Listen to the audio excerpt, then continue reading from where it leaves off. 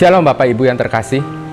Jumpa lagi dengan saya Stephen Matthew di dalam Renungan Harian GKI Kebonjati. Tema renungan pada hari ini adalah kemampuan menghadapi tantangan. Kemampuan menghadapi tantangan. Ayat yang menjadi bahan renungan kita diambil dari Lukas 13 ayat 31 sampai 35. Lukas 13 ayat 31 sampai 35. Demikianlah firman Tuhan. Pada waktu itu, datanglah beberapa orang Farisi dan berkata kepada Yesus, "Pergilah, tinggalkanlah tempat ini, karena Herodes hendak membunuh engkau." Jawab Yesus kepada mereka, "Pergilah dan katakanlah kepada si serigala itu, Aku mengusir setan dan menyembuhkan orang, pada hari ini dan besok. Dan pada hari yang ketiga, aku akan selesai. Tetapi hari ini dan besok dan lusa, aku harus meneruskan perjalananku, sebab tidaklah semestinya seorang nabi dibunuh kalau tidak di Yerusalem. Yerusalem, Yerusalem, engkau yang membunuh nabi-nabi dan melempari dengan batu orang-orang yang diutus kepadamu. Berkali-kali aku rindu mengumpulkan anak-anakmu sama seperti induk ayam mengumpulkan anak-anaknya di bawah sayapnya. Tetapi kamu tidak mau. Sesungguhnya, rumahmu ini akan ditinggalkan dan menjadi sunyi. Tetapi aku berkata kepadamu, kamu tidak akan melihat aku lagi hingga pada saat kamu berkata, diberkatilah dia yang datang dalam nama Tuhan." Dari perikop yang kita baca, ada beberapa hal menarik yang dapat menjadi pelajaran bagi kita. Yang pertama, di ayat 31 dikatakan, pada waktu itu datanglah beberapa orang Farisi dan berkata kepada Yesus, "Pergilah, tinggalkanlah tempat ini karena Herodes hendak membunuh engkau." Kita tidak tahu apa yang menjadi motivasi sebenarnya dari orang-orang Farisi ini memperingati Yesus. Apakah karena mereka ingin Yesus terhindar dari rencana pembunuhan oleh Herodes? Ataukah hanya ingin menakut-nakuti Yesus dan berharap Yesus meninggalkan daerah mereka? Apapun yang menjadi motivasi mereka tidaklah penting.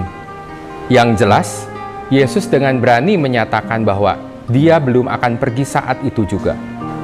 Ayat 32 dan 33 mengatakan, jawab Yesus kepada mereka, "Pergilah dan katakanlah kepada si serigala itu, Aku mengusir setan dan menyembuhkan orang pada hari ini.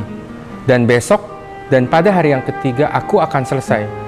Tetapi hari ini dan besok dan lusa aku harus meneruskan perjalananku."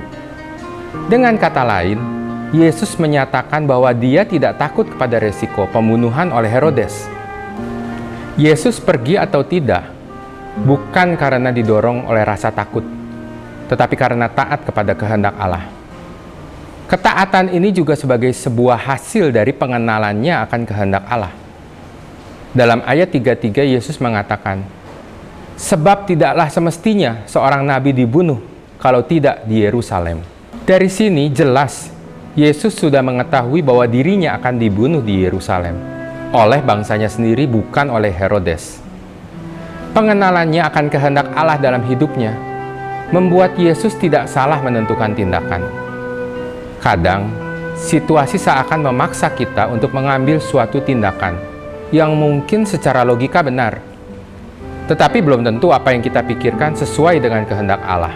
Kita perlu meminta belas kasihan Tuhan menganugerahkan kepada kita hikmat untuk memahami apa yang menjadi kehendak Allah untuk kita lakukan.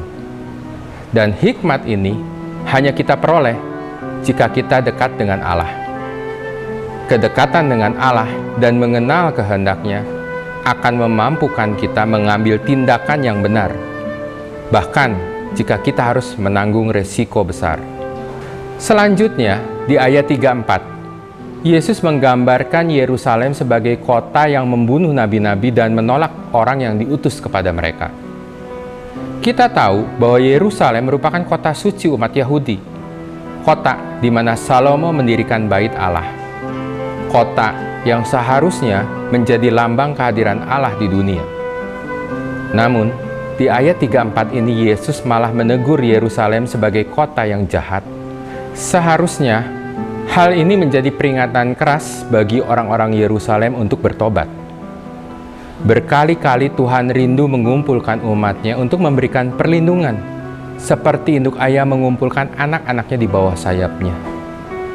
Namun, umatnya selalu menolak dan kedegilan hati mereka menyebabkan akibat yang fatal. Di ayat 35, Yesus menyatakan, "Sesungguhnya rumahmu ini akan ditinggalkan dan menjadi sunyi.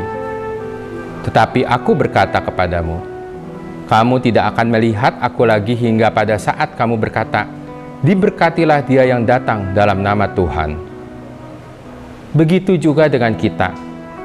Allah sangat mengasihi kita. Dia selalu ingin kita bertobat dan menerimanya. Jika kita terus menolaknya, maka kita akan seperti Yerusalem yang ditinggalkan dan menjadi sunyi. Kita tidak akan menemukan Tuhan lagi hingga kita menerimanya sebagai juru selamat dan berkata, diberkatilah dia yang datang dalam nama Tuhan. Di momen menjelang Natal ini, firman Tuhan kembali mengingatkan kita. Sudahkah kita menyadari kasih Allah yang begitu besar, yang selalu rindu mengumpulkan kita menjadi umatnya yang hidup dalam perlindungan kuasa-Nya?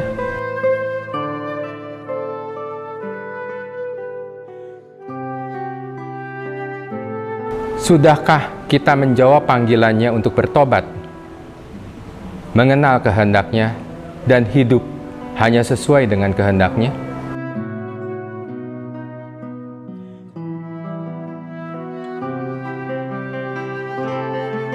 Hanya dengan bertobat, mengenal kehendak-Nya atas hidup kita, maka kita dimampukan untuk menghadapi semua tantangan dan pergumulan dalam kehidupan dan mengambil langkah yang benar sesuai kehendak-Nya. Demikian renungan harian hari ini. Tuhan Yesus memberkati.